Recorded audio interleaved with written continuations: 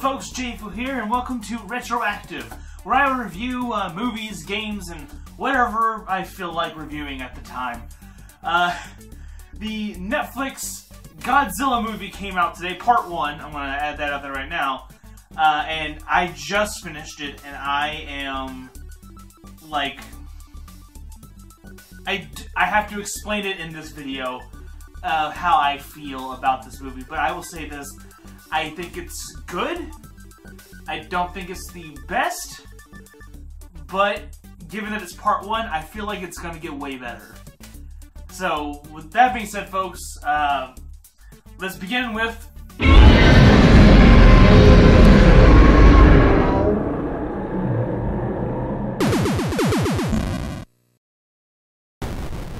So, Netflix made a Godzilla movie.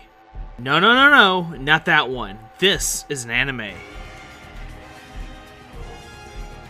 Okay, stop, J-Foo. You're getting out of control here. No. That is wrong. Here. Let me fix this. Godzilla, can you please take care of this wannabe?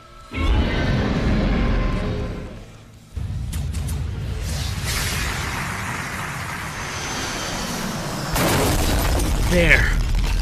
It's dead. No more mention of that movie or cartoon ever again. Netflix made a Godzilla anime movie that is to be part 1 in a trilogy of anime films. The biggest concern for fans was, does Godzilla work as an anime? And I think Netflix answered with a resounding yes. Now, be forewarned though, this movie is an anime movie before it is a Godzilla movie. And in fact, there may be more Godzilla in the 2014 Godzilla movie than there is in this one. But what this movie has over that movie is that it captures the fear and destruction that Godzilla represents, whereas in the 2014 Godzilla movie, Godzilla just kinda happens, where in this movie, Godzilla is a reckoning. He's a reminder and a beast of pure raw power and strength that is meant to humble humanity and bring it to the ground by its shaking, scared, and quivering knees. You may have wanted Godzilla versus some kind of kaiju like the Muto or Rodan, but what we got was something closer to what Godzilla is actually meant to represent in the original films. An unbridled force of sheer destruction and power that cannot be tamed by man. In the original movies, Godzilla represented the ultimate form of untamed, untapped power present in human history at the time. A short time ago, an American airplane dropped one bomb on Hiroshima and destroyed... Nuclear fission. Godzilla's first rampage was inspired by the destruction of Hiroshima and Nagasaki.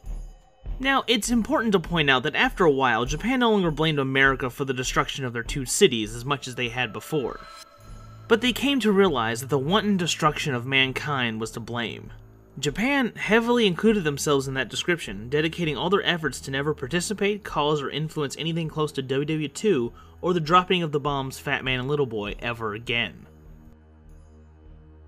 Godzilla was created to represent mankind's self-destructive tendencies, and the realization that most bad things that happen to the world, mankind inflicts upon itself. And that is very much what it feels like in this movie. With how this movie's story is told, humanity has fled Earth because Godzilla's rampage threatened the whole of humanity on Earth. Humans leave in search of a new planet, failing to do so for 22 years. In that span of time, the legendary rampage became a boogeyman story for children, and the ever-pressing realization that a habitable planet may not be found for hundreds or even thousands of years, causing these remnants of humanity to doubt they should have ever left to begin with, and they should have stayed and fought, instead of fleeing from their one true home. So after using faster-than-light travel, they sped back to Earth, arriving in what felt like 22 years for them, 20,000 years for Earth, and for Godzilla. Now, I don't want to spoil the great ending for the first part of 3 movies because it's honestly something you should see for yourself. And if I'm being 100% honest, it is an awe-inspiring moment, and it left me slack-jawed with wide eyes. 'Cause, by the end, you realize why humanity ran away.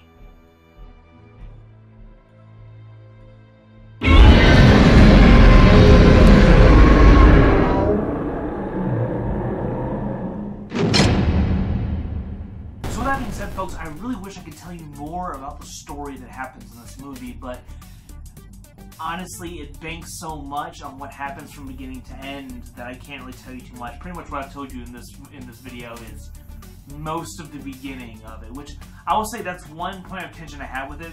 It gives you a bit of a montage of the history of Godzilla and why the story is going the way it is. And I thought that was kind of fast and kind of rushed, but it makes sense because if they actually went through all that history, then they're really, you would just have a regular Godzilla movie that takes place on Earth now as it is. Whereas this is a story about humanity running away in fear and coming back to a world unknown.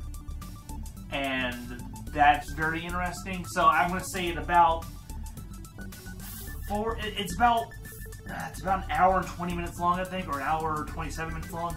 So about 45 minutes into it, that's the stuff that you're actually been expecting and wanting to see, and you actually get a lot of questions answered. I found myself asking several questions that made me worried that the movie was just going to ignore them, and it didn't ignore them. It actually addressed every question that I thought I had about Godzilla, at least.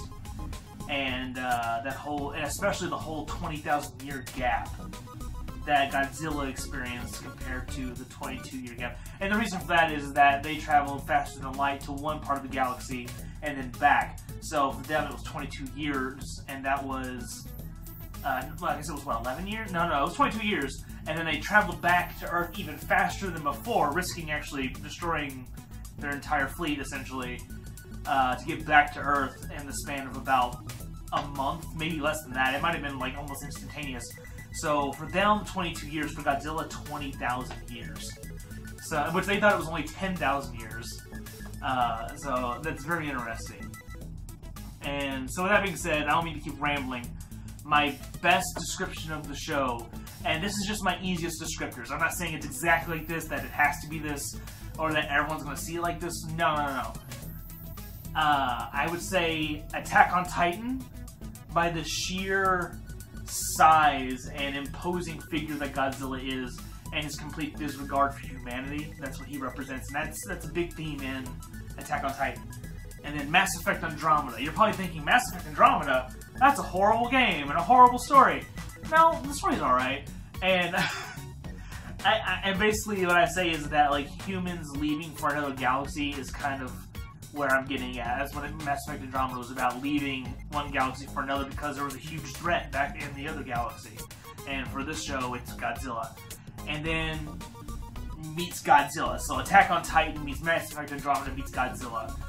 And the ending is a good payoff in my opinion. Like, I was very angry with the Batman vs. Superman movie because it only has, it's like a 3-hour movie with a 20-minute payoff, and it really made me mad.